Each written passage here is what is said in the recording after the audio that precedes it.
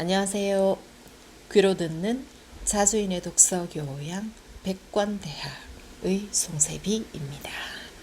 오늘 2021년 8월 22일 현재 시각은 6시 35분입니다. 저희가 지난 시간에 이 땅의 진보당 죽이기 사태에 관한 글을 2개 정도 읽었었지요. 네. 제가 항상 녹음을 해서 그 유튜브에 업로드하는 것은 일요일의 작업이고 한 이틀쯤 지난 후에 화요일이죠. 매주 화요일에는 제가 활동하고 있는 페이스북에 이 유튜브 채널을 저희가 공부했던 내용의 제일 핵심 내용이다 싶은 부분을 과 함께 제가 공유를 하고 있는데 지난주의 우리 진보당이 커갈 수 없는 우리 이 땅의 현실과 관련하여 제가 그 공유 글에 저의 의견을 붙인 부분을 페이스북에서 저와 친구가 아니신 분을 위하여 공유를 좀 한 다음에 오늘의 글을 시작할까 합니다. 네. 조선을 두고 민생은 돌보지 않고 당쟁만 일삼았니 어쨌니 하는 사람들이 있지만 그것은 하나만 알고 둘은 모르는 소리다. 조선 역사에서 붕당, 지금의 정당과 같은 것이죠. 붕당 간의 세가 팽팽했던, 다르게 말하면 붕당이 건강하게 공존했던 시대는 나라가 치색이었고 그 균형이 깨졌던 시대는 난색이었다. 우리에게 진보와 보수가 건강하게 자리 잡기 어려운 원초적 이유는 식민지와 분단으로 말미암아 사상적 개방성과 이념적 포괄성이 용인되지 않는 사회이기 때문이다. 반북 진보라는 기형이 그리고 민족을 배제한 가짜 보수가 있을 뿐인 이유이다. 기형 진보와 가짜 보수, 결국 그들은 다 가짜다. 진영 논리를 깨버려야 하는 이유이다. 그야말로 해악과 상처만 있는 논리이다. 그렇지 않습니까, 여러분? 네. 그러면 계속해서 오늘의 분량을 시작하도록 하겠습니다. 시작할게요. 김갑수 역사 에세이 미래를 위한 과거. 진보란 무엇일까? 진보란 내가 역사를 좋게 만들 수 있다는 신념을 가지고 노력하는 것이 진보이다. 제4장 위장보수와 유사진보. 40. 2012년 다시 도진 진보당 죽이기. 2008년 분당이 대선 직후 총선 직전에 발생한 반면 2012년 분당은 총선 직후 대선 직전에 발생한다. 하지만 둘 다 선거와 관련된다는 점에서 본질적으로 같다고 할 수 있다. 2012년 총선이 다가오자 심상정과 노회찬은 그들이 만든 진보신당을 방기하고 통합진보당으로 회군한다. 또한 육바당이라는 비난을 무릅쓰고 혈혈단신 국민참여당에서 고투하고 있었던 유시민 역시 부채 8억과 함께 통합진보당에 합류했다. 역시 총선 결과가 좋았던 것이 문제였다. 한국 사회에서 진보 세력이 다시 커진 것이다. 통합진보당은 13석의 의석을 얻어 사상 최다 의석을 기록했다. 하지만 유시민과 심상정, 노회찬은 당권을 장악하는 데에는 성공하지 못했다. 당권이란 당원 수와 의석 수와 당직자 수가 좌우한다. 당원 숫자야 애초부터 기대하지도 않았겠지만 의석 수와 당직자 수가 많아진다면 당원 수까지 견인할 수 있다는 계산을 했을지 모른다. 하지만 그들은 의석수에서 밀려버렸다. 특히 유시민의 참여에는 지역구 하나만을 건졌을 뿐 비례대표에서 전멸했다. 총선 결과를 부정하지 않고는 도저히 만회할 방법이 없었다. 그들은 조준호를 통해 진상보고서라는 폭탄을 던졌다. 폭탄의 위력은 대단했다. 이 위력에 힘입어 그들은 경쟁부문 비례후보 전원 사퇴와 당대표단 총사퇴를 요구했다. 동시에 한편에서는 그 지긋지긋한 종북몰이가 또다시 전개되었다. 이번에도 역시 진보를 표방하는 지식인들과 언론은 일방적으로 그들의 편을 들어주었다. 이에 고무된 그들은 전국 운영위원회를 열어 당원들이 투표로 선출한 당선자들을 사퇴시키려는 성급함을 보였다. 그들이 선배들처럼 당의 혁신과 대중화를 내세운 점도 특기할 만하다. 하지만 정작 그들이 목표로 했던 것은 무엇이었을까? 역시 목전에 닥친 대통령 선거가 문제 아니었을까? 만약 자기 편에서 대선 후보를 거머쥔다면 가장 간단히 당권과 자금을 장악하게 된다. 안고 들어온 부채 8억도 자연스레 해결될 수 있었다.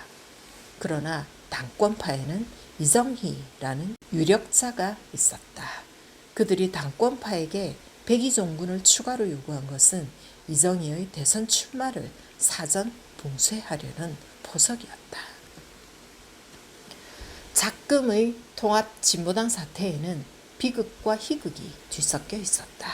하루아침에 부정, 종북 집단으로 내몰린 민노당파에게 그것은 필시 비극이었을 것이다.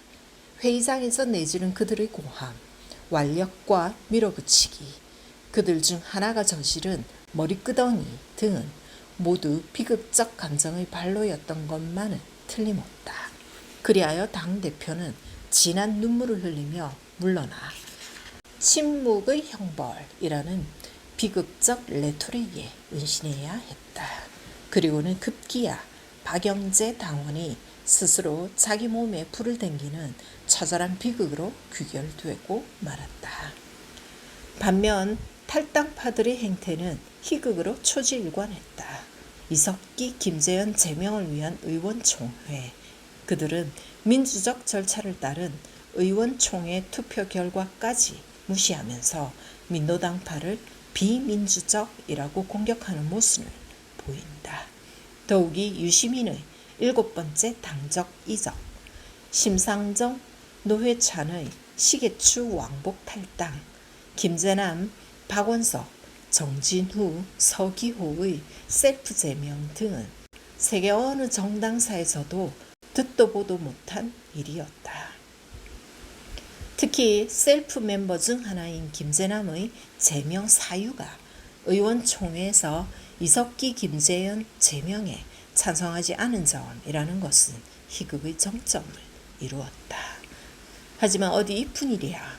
유시민, 심상정의 오빠가 지켜줄게 버전, 8억 부채를 질러놓고 유유히 사라지는 참여계의 돈떼보이 행적, 한번 사는 인생으로 논점을 희석한 아메리카노 논쟁, 이길 아침 심상정에게 식은 아메리카노를 덜어주던 장면, 그러면서 커피 CF 제안이 들어올지도 모른다고 너스레를 떠는 유머의 썰렁함, 이석기에게 함께 죽자고 절규한 노회찬의 물귀신 아이디어 등은 어느 것 하나 희극의 소재가 되기에 일말의 나무람도 없어 보였다. 역사는 무수히 반복될 수 있다. 하지만 이 모든 것들이 저간의 사정을 알지 못하는 제3자, 즉 다수의 국민에게는 어떻게 미쳤을까? 그것은 비극도 아니고 희극도 아닌 도무지 정체를 알 수 없는 광란극 쯤으로나 비치지는 않았을는지. 40일 반북 진보들의 맹점. 이승만 정권의 대북 기조가 북진 통일이었다는 것은 주지의 사실이다. 사실 여기서 북진 통일이라는 것은 전쟁을 통한 폭력 통일을 의미한다. 그렇기에 만약 평화 통일을 운유한다면 그것은 여지없이 북의 책략에 동조하는 반역으로 내몰렸다. 여기에 최초로 희생된 정치인이 조봉암이었다. 평화 통일을 피해 대중 구제와 함께 내세우며 1956년 대선에 출마했던 조봉암은 불과 2년 후인 1958년 간첩으로 몰려 사형에 처해졌다.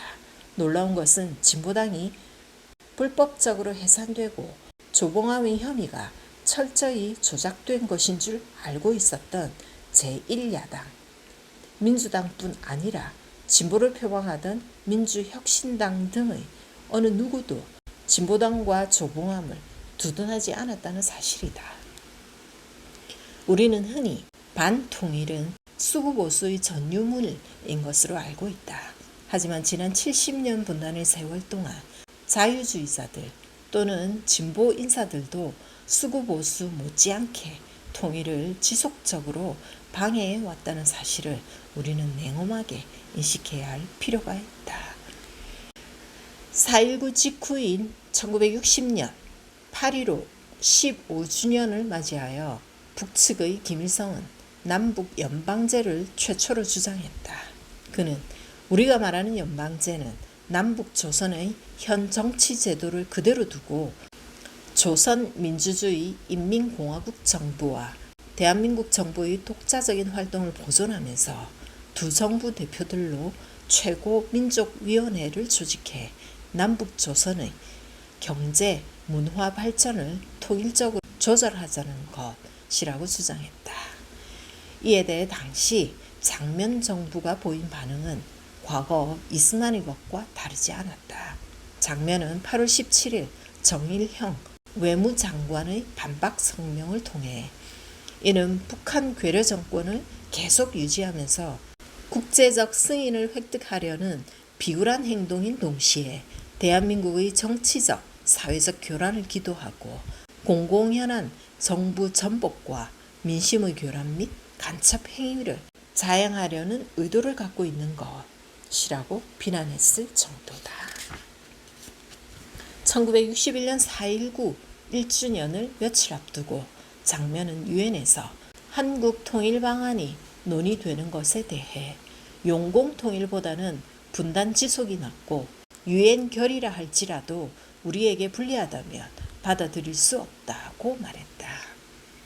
1964년 당시 문화방송 사장 황용주는 월간 세대 1964년 11월호에 민족적 민주주의 내용과 방향이라는 제목의 글을 기고했다. 그는 국토 분단 상황을 타개하기 위한 강대국 간의 협상이 이루어지도록 남북한의 적대 상황부터 해소해야 하며 군비 축소와 유엔군 극소수 주둔 그리고 남북한 유엔 동시 가입 방안을 수립해야 한다고 말했다.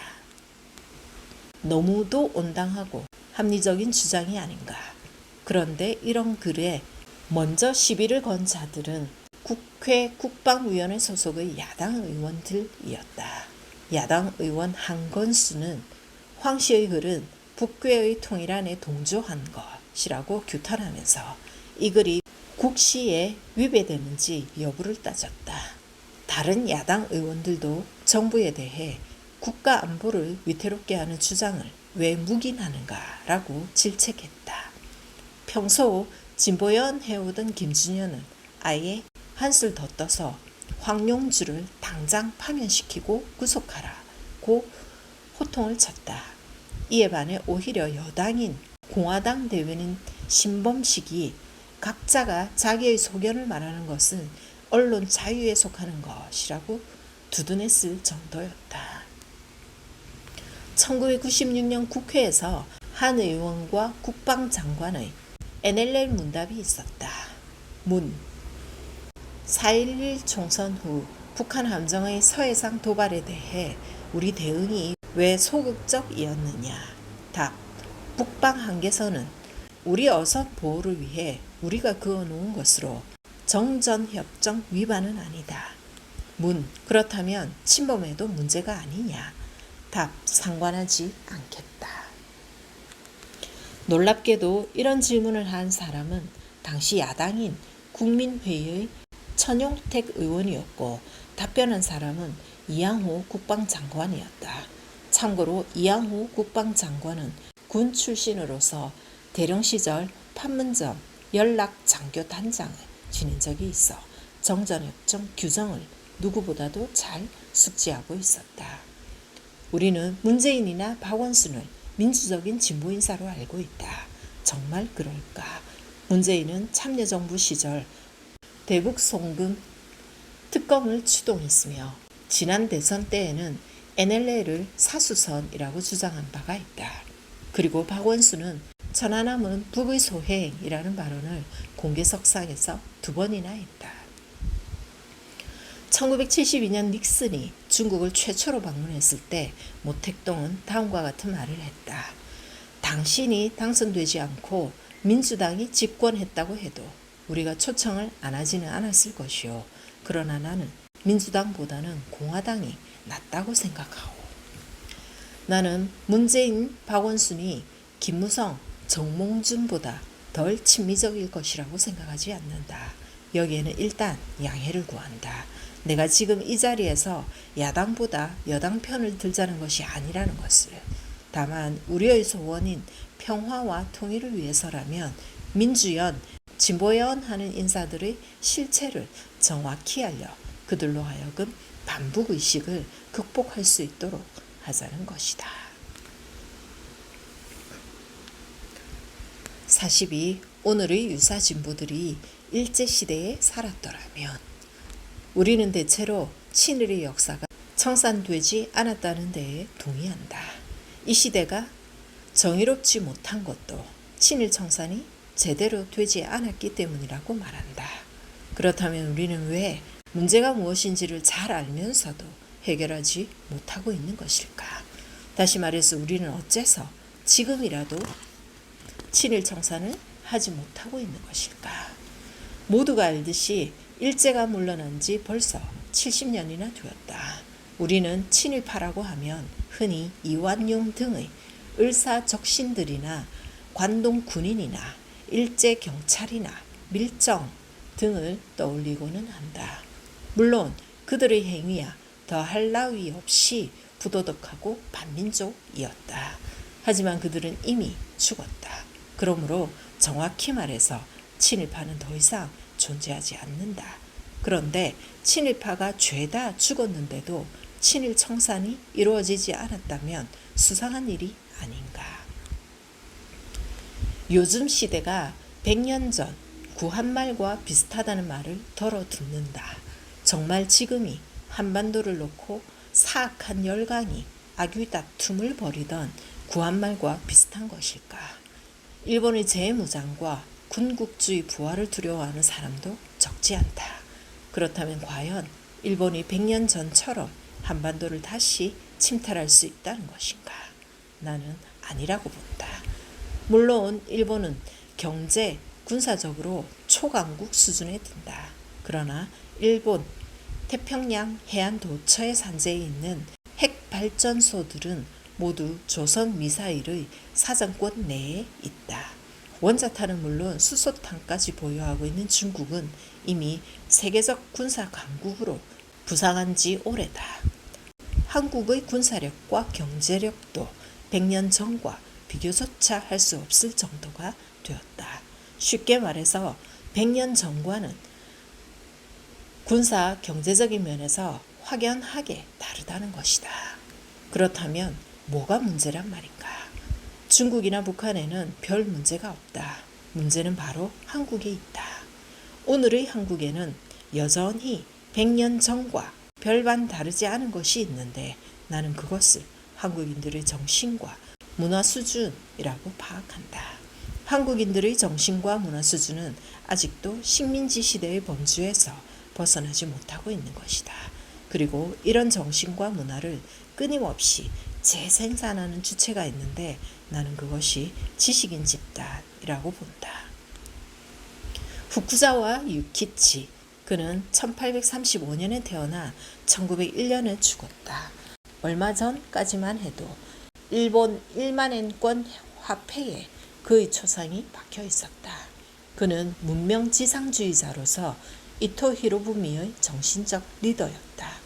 탈아론을 내세우며 아시아의 나쁜 친구들을 사절한다고 했던 그가 조선인민을 위하여 조선 왕국이 어서 멸망하기를 기원한다고 말한 것은 일찍이 1885년이었다.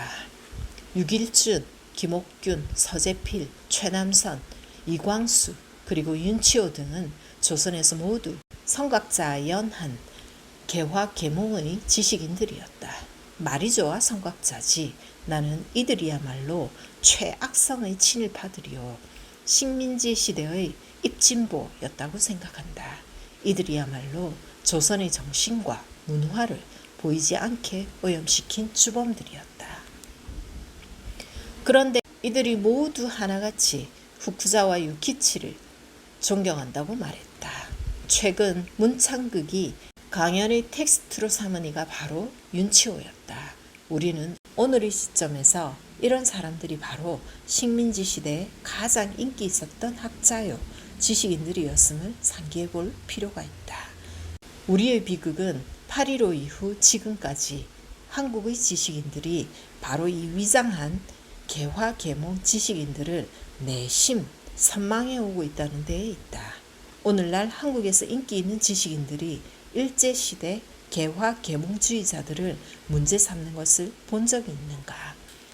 구체적으로 말해서 나는 조국, 진중권, 유시민 부류가 조선시대를 봉건, 미개하였다고 폄하하면서도 일제시대의 친일 계몽주의자들을 비판하는 것을 보지 못했다. 반면에 그들은 김구, 윤봉길 등의 민족주의자들만 독립유공자들로 알고 있다. 나는 그들이 민족주의자들보다 우월하게 투쟁했던 동북만 무장유격대를 칭송하는 것을 단 한 번도 본 적이 없다. 역사에 가정이 무용하다지만 만약 오늘의 유사 진보들이 일제시대에 살았더라면 어떠했을까? 미묘한 사안이기는 하지만 이것은 왜 우리가 오늘까지 친일 청산을 제대로 하지 못하고 있는지의 문제와 관련된다. 결국 우리는 여태 보이지 않는 친일 정신, 보이지 않는 친일 문화를 공유하고 있는 셈이다.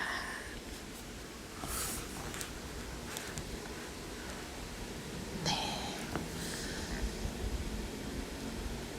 오늘도 씁쓸한 마음으로 오늘의 분량을 끝내야 하겠네요. 아직도 끝이 나지 않았습니다. 위장보수와 유사진보. 다음 주에 또 뵙겠습니다. 안녕히 계십시오.